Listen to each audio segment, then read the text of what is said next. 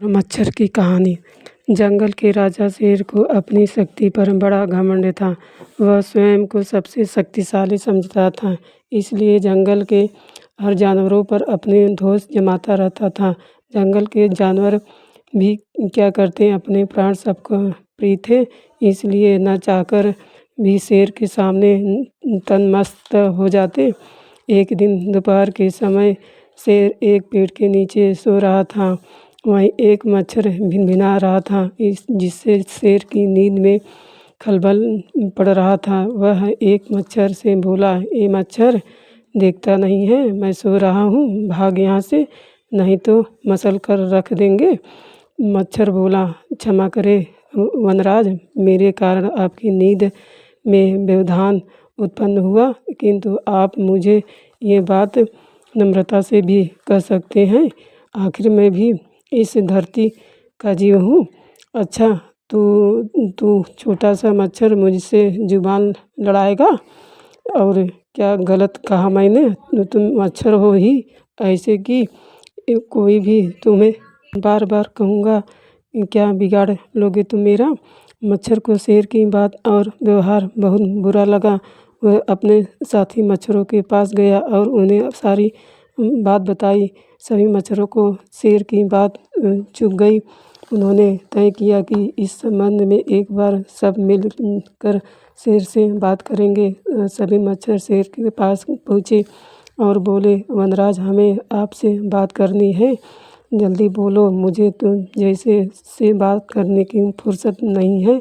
शेर बोला, वनराज, आप होंगे बहुत शक्तिशाली, किंतु इसका अर्थ यह है कतई नहीं है कि आप अन्य जीवों और प्राणियों का मजाक उड़ाएं या उन्हें नीचा दिखाएं। मच्छर बोले, मैंने जो कहा सच कहा, मैं सबसे शक्तिशाली हूँ और मुझे कोई हरा नहीं सकता। घमंड में चूर शेर गरजा, ऐसा नहीं है, अगर आप शक्तिशाली हैं तो हमने भी इतना सामर्थ्य है कि आवश्यकता पड़ने पर हम किसी का भी सामना कर सकते हैं, उसे हरा सकते हैं, हम आपको भी हरा सकते हैं। मच्छर भी चुप न रहे। यह सुन शेर हंसते हुए बोला, तुम लोग मुझे हराओगे? तुम लोगों की इतनी हिम्मत कि मेरे सामने आकर ये बात कहो? मेरी शक्ति का अंदाज़ा नहीं है तुम्हें, अन्यथा ऐसा कभी नहीं कहते। अभी भी समय है, भाग जाओ यहाँ से, नहीं तो कोई नहीं बचेगा। शेर के घमंड ने मच्छरों को कूद्र कर दिया। उन्होंने ठान लिया कि इस शेर को मचा चखा कर ही रहेंगे।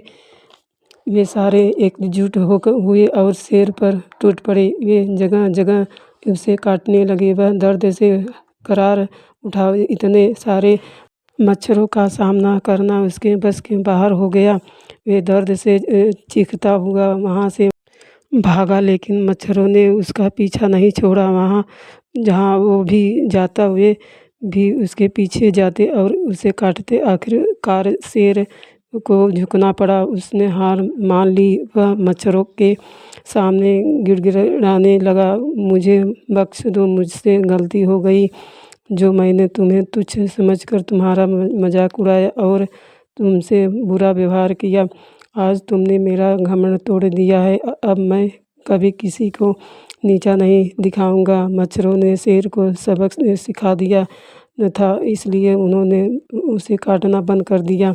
वे बोले, घमंडी का घमंड कभी न कभी अवश्य टूटता है। घमंड करना छोड़ दो, अन्यथा एक दिन ये तुम्हें ले डूबेगा। और कभी किसी प्राणों को नीचा मत समझो। हर किसी का अपना सामर्थ्य और शक्ति होती है। शेर तौबा करते हुए वहाँ से भाग गया। शिक्षा, घमंडी का सिर नीचा।